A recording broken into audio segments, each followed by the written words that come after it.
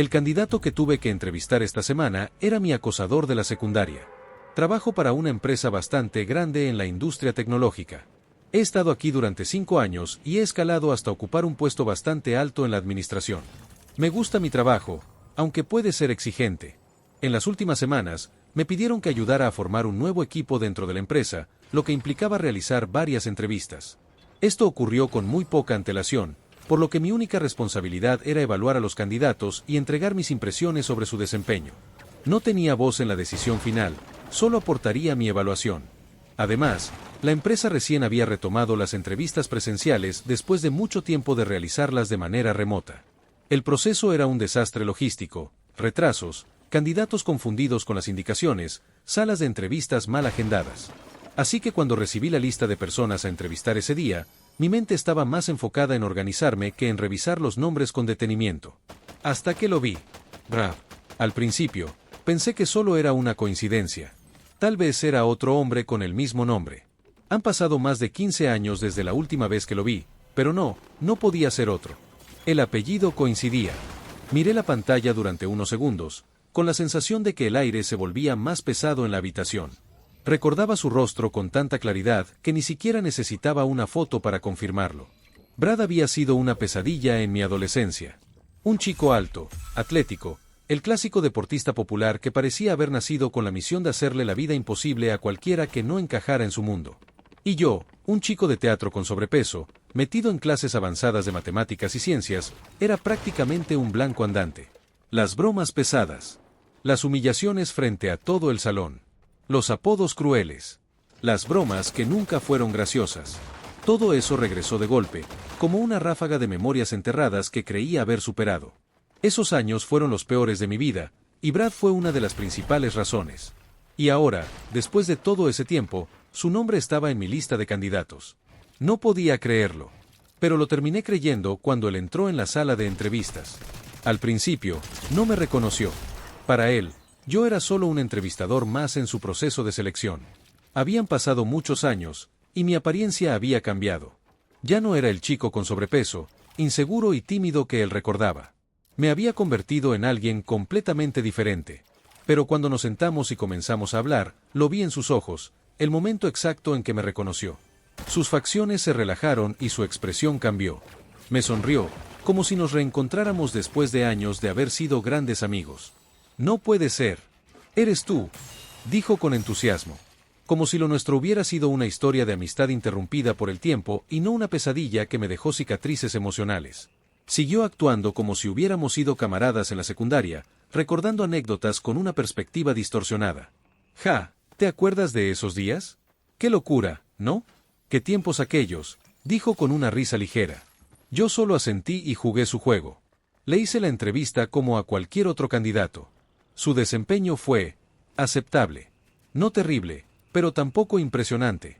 Un candidato promedio, sin nada que realmente lo hiciera destacar sobre los demás. A mitad de la conversación, en tono de broma, lanzó un comentario que me revolvió el estómago. Bueno, seguro que me consigues el trabajo, ¿verdad? Sonreí. Me reí junto con él. Fingí que todo estaba bien. Cuando terminó la jornada, me quedé solo en mi oficina. Miré su expediente en mi computadora, sintiendo una oleada de emociones que no había experimentado en mucho tiempo. ¿Qué debía hacer? ¿Ser completamente profesional y evaluar a Brad de manera justa, sin dejar que el pasado influyera en mi juicio? ¿O debía aprovechar esta oportunidad para hacer algo que jamás imaginé que tendría la posibilidad de hacer? La respuesta llegó con facilidad. Ayer finalicé las entrevistas. Y cuando llegó el momento de evaluar a Brad, escribí una crítica demoledora. Minimicé todo lo bueno en su desempeño. Exageré sus defectos. Añadí un comentario sobre cómo intentó coaccionarme para darle una buena evaluación solo porque éramos conocidos en la secundaria. No sé si mi informe arruinará su oportunidad de conseguir el trabajo, pero hice lo que creí necesario. Han pasado 15 años desde que dejé la secundaria. Me he convertido en alguien completamente distinto, alguien con éxito, con estabilidad, con confianza. Pero en cuanto vi a Brad, me sentí arrastrado de vuelta a esos días oscuros. Me di cuenta de que, a pesar de todo el progreso que he hecho, algunas heridas del pasado nunca desaparecen del todo. Y ahora, después de todo esto, no sé exactamente cómo sentirme. Me he dado cuenta de que detesto a mi novio. Hemos estado juntos casi 3 años. 3 años de mi vida invertidos en alguien que, en este momento, siento que no aporta absolutamente nada a mi existencia. Vivimos juntos en un apartamento que pago yo. Cada cuenta, cada gasto, cada compra del supermercado sale de mi bolsillo. En todo este tiempo, él ha trabajado, con suerte, 2 meses en total. Cuando lo conocí, era encantador. Tenía sueños, ambiciones, o al menos eso decía. Hablaba sobre las cosas que quería hacer, las metas que tenía, lo mucho que deseaba avanzar en la vida. Parecía alguien con potencial, alguien con quien construir algo. Pero, con el tiempo, esas palabras quedaron en el aire y se convirtieron en excusas. Está deprimido y ansioso. Lo entiendo, de verdad. No soy un monstruo sin empatía. Sé que la salud mental es un infierno y que a veces simplemente no tienes la energía para moverte. Pero lo que no entiendo es cómo puede absorber toda la luz de cualquier habitación en la que se encuentra. Es como si su presencia secara el aire, como si todo lo que tuviera alrededor se marchitara. Nunca quiere salir, nunca quiere hacer nada, pero luego se queja de que nunca hacemos nada. Intento ayudarlo. Dios sabe que lo intento. Le conseguí una entrevista en mi trabajo, un puesto de nivel inicial con un salario decente. Nada complicado, nada que requiriera habilidades extraordinarias. Solo necesitaba presentarse. Pero no lo hizo. Dijo que no estaba listo. No sé qué más espera. Lo peor es que, días después, se sentó en el sofá, suspirando, quejándose de lo miserable que era no tener trabajo, de cómo nadie le daba una oportunidad. Y ahí estaba yo, mirándolo, sin decir nada, porque si decía lo que realmente pensaba, él iba a empezar a llorar o a gritar. Porque todo en nuestra vida gira en torno a sus estados de ánimo. Si está triste, la casa entera está triste. Si está molesto, tengo que caminar sobre cáscaras de huevo. No puedo relajarme, no puedo ser yo misma, no puedo simplemente existir en mi propio hogar sin preocuparme por cómo él va a reaccionar. Llora, grita, suspira sin cesar. A veces, cuando me siento en silencio después del trabajo, me doy cuenta de que ya no hay risas en esta casa. No hay felicidad. No hay momentos ligeros. Solo hay peso, tensión y agotamiento. Hace unos días, algo cambió. Tuvimos una discusión estúpida, ni siquiera recuerdo sobre qué. Algo trivial, como quien debía sacar la basura o porque no había cocinado aunque yo acababa de llegar de trabajar 10 horas. Pero en medio de esa pelea, él me agarró de los brazos y me sacudió. No me pegó, no me lanzó contra la pared ni nada por el estilo, pero me sacudió con suficiente fuerza como para dejarme moretones. Lo miré a los ojos en ese momento y me di cuenta de algo aterrador. No me sorprendió. No me asusté. Solo sentí vacío. Como si una parte de mí hubiera estado esperando que esto sucediera. El apartamento está a mi nombre. Legalmente, puedo pedirle que se vaya. Pero no tiene a dónde ir. No tiene amigos. No tiene familia con la que hable. Si lo echo, quedaría en la calle, y aunque me repito una y otra vez que no es mi problema, que no es mi responsabilidad, hay una parte de mí que no puede hacerlo. Porque sigo siendo humana. Porque, aunque lo deteste, no puedo simplemente verlo quedarse sin hogar. Pero fantaseo con estar sola, constantemente. Imagino cómo sería mi vida si no estuviera aquí.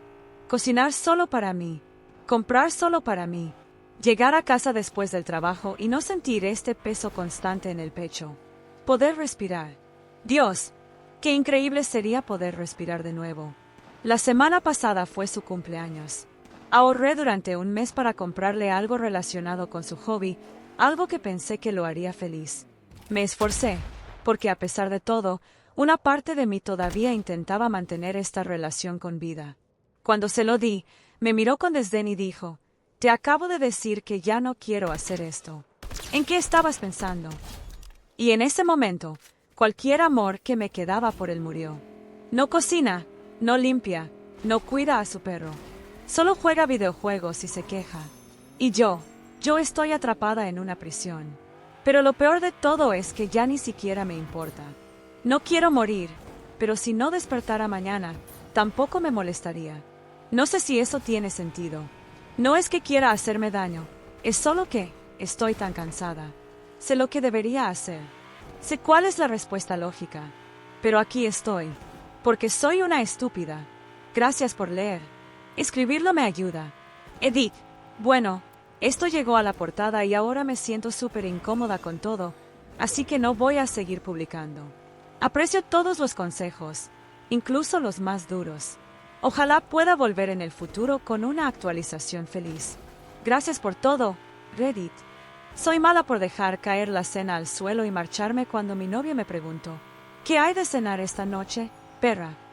Este fin de semana estuve en el apartamento de mi novio y estaba cocinando la cena porque él estaba estudiando para sus exámenes. Preparé pasta con una salsa espesa, con albóndigas y verduras. Cuando terminé, le avisé que la cena estaba lista y su respuesta fue: ¿qué hay de cenar esta noche, perra? Puso muchísimo énfasis en la última palabra. Yo ya estaba harta. Había tenido un día horrible en el trabajo y, además, tengo muy malas asociaciones con esa palabra por experiencias pasadas con personas que fueron bastante abusivas conmigo. Así que en ese momento, tan harta como estaba, simplemente dejé caer la olla de salsa que llevaba en las manos directamente al suelo y le solté. Pues ahora no hay cena. Y más te vale que no vuelva a oírte usar esa palabra, porque es para las chicas. Él empezó a gritar, más preocupado porque la salsa había caído sobre su alfombra que por la falta de cena. Y para rematar, me suelta: ¿de verdad estás actuando como una perra ahora mismo? No sé cómo más llamarlo. Así que agarré mis cosas y me fui. Compré comida para llevar solo para mí y me fui a casa de una amiga. Ella pensó que todo era muy gracioso, pero mi novio estaba furioso. No paraba de mandarme mensajes de texto, llamarme y enviarme notas de voz, intentando explicarme que lo de ¿qué hay de cenar esta noche, perra? Era una tendencia de TikTok, que solo estaba repitiendo algo como broma para subirlo a TikTok. Honestamente, me pareció la excusa más estúpida del mundo.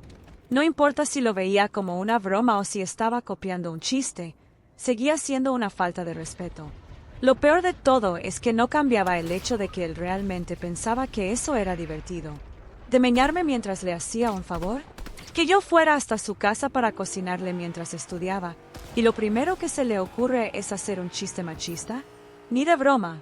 Así que puse mi teléfono en no molestar y pasé la noche bebiendo vino con mi amiga y su compañera de piso. A la mañana siguiente, me desperté con un montón de mensajes suyos, exigiéndome que fuera a limpiar su alfombra porque él estaba demasiado ocupado con sus exámenes como para hacerlo. Me sorprendió que la hubiera dejado sucia toda la noche. ¡Qué asco! Le respondí: sí, bueno, eso es el impuesto de perra. Cariño, carita sonriendo. No me hables hasta que estés listo para hacerte cargo de tu propia cocina y limpieza, porque esta perra ya no lo hará. Y también es asqueroso que lo hayas dejado ahí toda la noche. Me llamó furioso, diciéndome que no tenía problema en hacer sus tareas, pero que al final fui yo quien tiró la olla llena de salsa al suelo, así que me correspondía a mí limpiarlo. Le respondí: sí, no estoy cómoda haciendo tareas para alguien que me ve como su perra. Dijo que no me veía así, que solo era una tendencia, y en ese momento perdí la paciencia. Me enfureció que volviera a usar la excusa de TikTok, así que le solté: bueno, pues yo estoy empezando una tendencia llamada saucing, donde como una pequeña broma la gente lanza salsa de pasta por todas partes. No puedes enojarte, porque es solo una tendencia, una pequeña broma, solo una bromita, bro. Se enfadó aún más y me colgó el teléfono. Y ahora me pregunto seriamente si esta estúpida broma de TikTok va a ser el final de nuestra relación. Aita por reaccionar así cuando mi novio me preguntó: ¿qué hay de cenar esta noche, perra? Edith para responder a un comentario que he recibido demasiado. ¿Pero le dijiste que no te llamara perra? ¿Cómo iba a saberlo si no? Honestamente, si alguien ha llegado a los 30 años y todavía no ha entendido que a las mujeres, en general, no nos gusta que los hombres usen insultos despectivos contra nosotras, está más allá de mi ayuda. Esto no es algo que tenga que explicarse. No debería tener que ir por la vida diciendo: oye, por si acaso estabas pensando que tal vez me gustaría que me llamaras con insultos denigrantes hacia mi género, pues no, en realidad no me gusta carita sonriendo. Y si estabas a punto de comentar algo así, déjame decirte algo de una vez y sin rodeos. A las mujeres no les gusta que los hombres las llamen perras. No llames perra a una mujer. Si necesitabas que te lo dijeran, ya lo sabes. Ahora no tienes excusa para no entenderlo. Hola, chicos.